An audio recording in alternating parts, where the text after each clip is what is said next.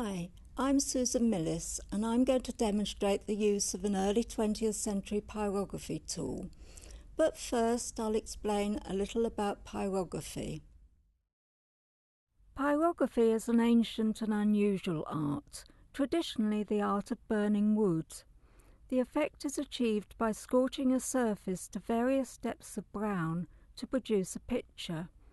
It can give a similar impression to that of a pen and ink drawing or an engraving, but is capable of additional subtle, painterly and beautiful effects.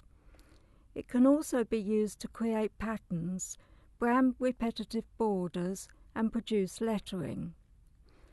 These effects are usually achieved by heating a metal pencil-like point to a constant temperature and applying it to an organic surface.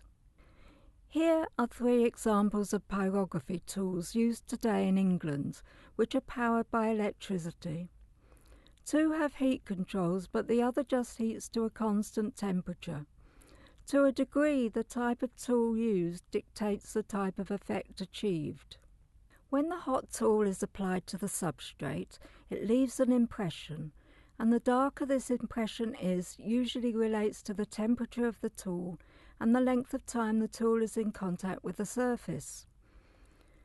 Some artists would also use a blow lamp or oil of vitriol at times to cover a large area quickly and to create wash-like effects, often adding details with a gouge.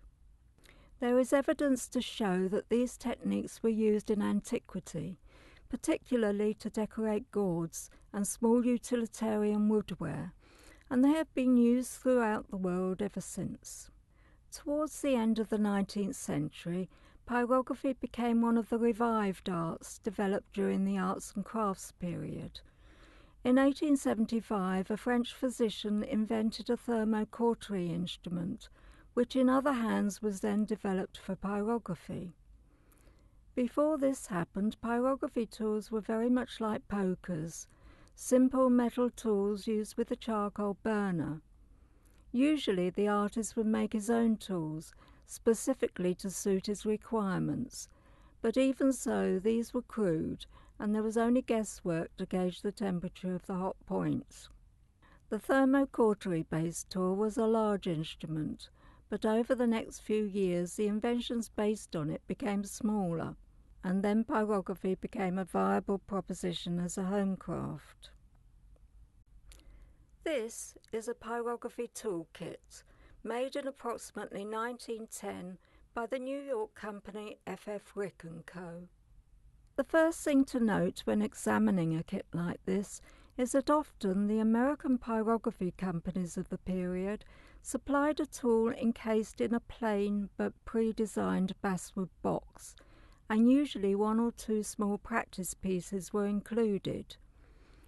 Therefore, an early task for the amateur may well have been to decorate the box with pyrography. A large number of designs were manufactured by these companies, making them a novel prospect for the collector. As with any other art form, the success of the project was dependent on the skill of the artist, so it makes it unlikely to find 2 which are absolutely identical, even if they bear the same design. In this case, it would seem that the artist practiced on the box base, unless, of course, this company designed the base as well. This tool would have been supplied with 2 small glass jars, one containing a wick and the other with a union valve cork stopper in the top, 2 lengths of rubber tubing, 2 rubber inflating pumps, one of which would be covered with a netting, a pencil-like instrument and a pyrography point made of platinum. The tool here was incomplete, missing one part of the bellows and a short length of tubing. However, the rubber parts that have survived are in remarkable condition and will be used in this demonstration. We have replaced the missing parts with modern alternatives.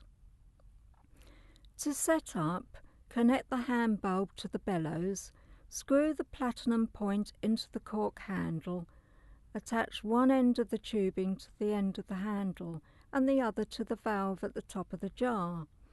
The tube with the bellows attaches to the other side. The main danger with these tools is that blowback can occur, which will cause an explosion. Another hazard is that the jar can tip up. For these reasons, I am putting a quantity of wadding in the jar before filling. Then fill a third of the jar with a flammable liquid. The company recommended pyronaphtha. In this case, we are using lighter fuel. This is for the health and safety reasons already mentioned. Fill the spirit lamp 3/4 full with alcohol and light the wick. Now hold the platinum point in the flame until it glows red. Remove it from the heat and gently squeeze the bellows. Now watch what happens. The more you pump, the hotter it gets. This is a piece of plywood on which I have made a preparatory drawing, but first look at the effect that heat has on wood colour. Although it was a large step up from the charcoal burner method, the artists would have had to practice their technique to gain consistency in their work. In every other way, these tools are similar to many produced today, although it is now easier to gauge the temperature. And so to work.